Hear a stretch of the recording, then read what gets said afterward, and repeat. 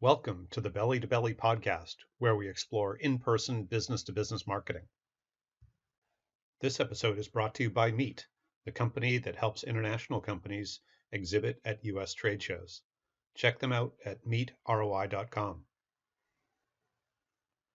Actually, I've been thinking of a question that is a perfect segue for. So now let's talk about sort of the digital marketing strategy for people that are exhibiting, B2B companies that are exhibiting in trade shows. And it seems like there are a variety of, I mean, we've just talked about so many of the different modes, and certainly the website being the hub of all this activity.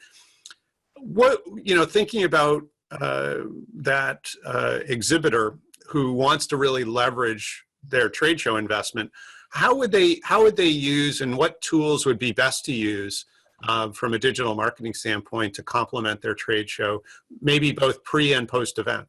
Yeah, so the pre-event is pretty simple. You just make sure they can register ahead of time. You make sure that, come visit us at booth number, whatever. Mm-hmm. Make sure that information's there.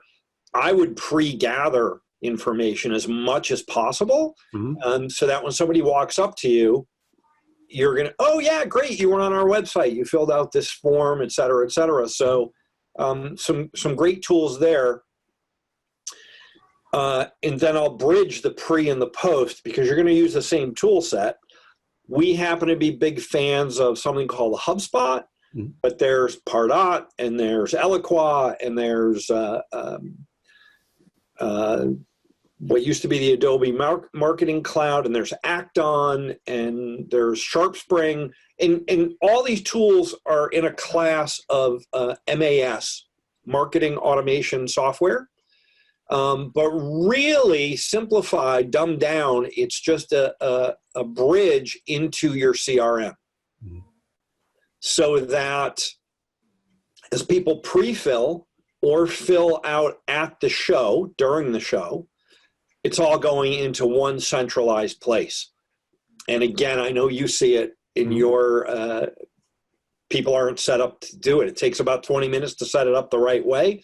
Some of these tools, HubSpot has a remarkable CRM tool that's free. You don't have to buy the rest of their whatever, but you should be using something. And then they all have list segmentation, right? So people who came to the show, people who registered and didn't show up, people who showed up and entered the free drawing. You can continue to manipulate all these tools. So you've now got a segmented list that you can now market to after the fact. Thanks for stopping by. Sorry you didn't make it. Hey, you entered our drawing, you didn't win, or you did win, or whatever. Being able to quickly and easily have all that data at your fingertips is priceless. I mean, that is that's the holy grail that people looked for years. And again, you remember the days pre-electronic, where it was all slips of paper and forms, and it can all go into these databases now very simply. So you mentioned the notion of a buyer persona and how a lot of people, and we certainly see it in what we do. We tend to think of it as persona creep, but where who people might imagine as their persona over time just gets broader and broader and broader, and so the communication invariably ends up getting fairly vague and confused. So thinking about going to a specific trade show, obviously you're focused at that point on a specific persona. Would you suggest having any specific assets on your website, or refreshing that part of your website, or even having some specific content on your website for trade show for that specific show attendee? I guess what are when you think about the strategies for, here you're going to be in a room of 1,000 of those personas, or, whatever number. Are there some ways that you can sort of leverage that to get people to super relevant content for them, I guess would be the summary. Sure. So yes, and it takes some work and forethought and planning. But again, some of these marketing tools have what's known as smart content or buyer-specific content. I've heard a number of. So let's say that. So we have a cable manufacturer, and they make cables for bridges, and they make cables for tunnels. And they're two different buyer personas, believe it or not. People who build tunnels don't build bridges. You can actually tag that person with a cookie, and everybody's, compliant now with the euro and the American and whatever. But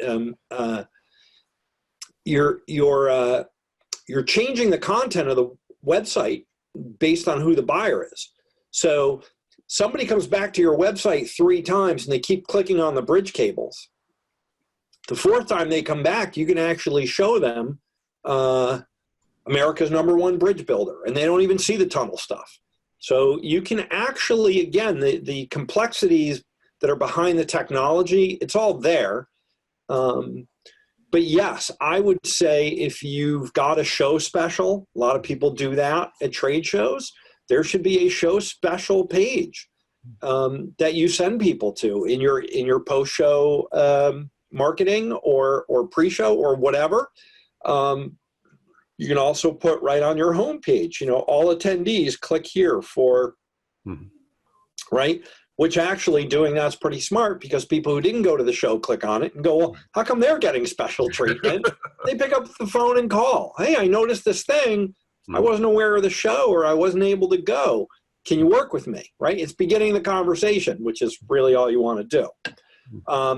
So yeah, I would say it's really important to, especially if you're not a one-size-fits-all company. So some of our companies are, and they really need that end-to-end. Yeah, we're going to do your cables, but we're also going to do this and this and this and this. Otherwise, you're not our client. But if you're like us, yeah, we do websites. Yeah, we do digital marketing. Yeah, we do audio and video. Not everybody uses us for everything. So if you're a video buyer, I want you to go to the video stuff. I want you to be aware that we do this other stuff.